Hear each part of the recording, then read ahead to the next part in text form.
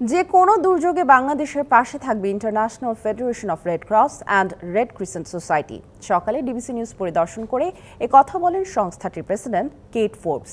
তিনি বলেন, দুর্যোগ মোকাবিলায় গণমাধ্যম কর্মীরা তাদের গুরুত্বপূর্ণ সহযোগী। 5 দিনের সফরে এখন ঢাকায় international federation of red cross and red crescent society বা IFRCর প্রেসিডেন্ট কেট ফোর্বস। এর মধ্যে বৃহস্পতিবার সকালে ডিবিসি নিউজ কার্যালয় পরিদর্শন করেন তিনি। তাকে কার্যালয়ের বিভিন্ন বিভাগ ঘুরিয়ে দেখান ডিবিসি নিউজের প্রধান নির্বাহী ও প্রধান সম্পাদক এবং রেড ক্রিসেন্ট সোসাইটির গভর্নিং বডির সদস্য মঞ্জুরুল ইসলাম। বার্তাকক্ষে সাংবাদিকদের সঙ্গে শুভেচ্ছা বিনিময় করেন কেট ফোর্বস। এ সময় ডিবিসি নিউজের চেয়ারম্যান ইকবাল সোবহান চৌধুরী তাকে ও অন্যান্যদের শুভেচ্ছা জানান। বলেন, প্রাকৃতিক দুর্যোগের দেশ হিসেবে বাংলাদেশকে বিভিন্ন সময় যে সহায়তা রেড ক্রিসেন্ট করে তা উল্লেখযোগ্য।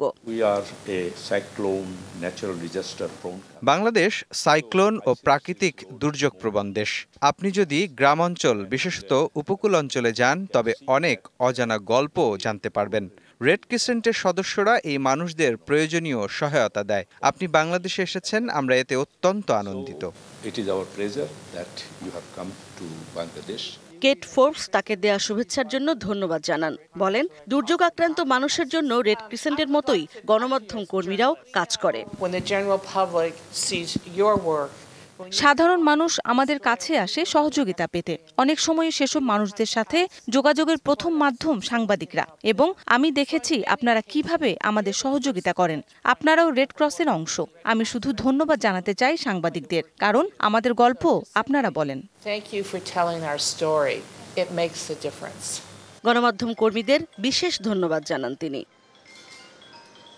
পরে অংশ নেন ডিবিসি নিউজের বিশেষ আয়োজন meet the envoy. Ishrat Jahan Urmi, DBC news, Dhaka. নগদে 500 টাকা বা তার বেশি পেমেন্টে পেতে পারেন ঢাকায় জমিসহ 20 কোটি টাকার পুরস্কার।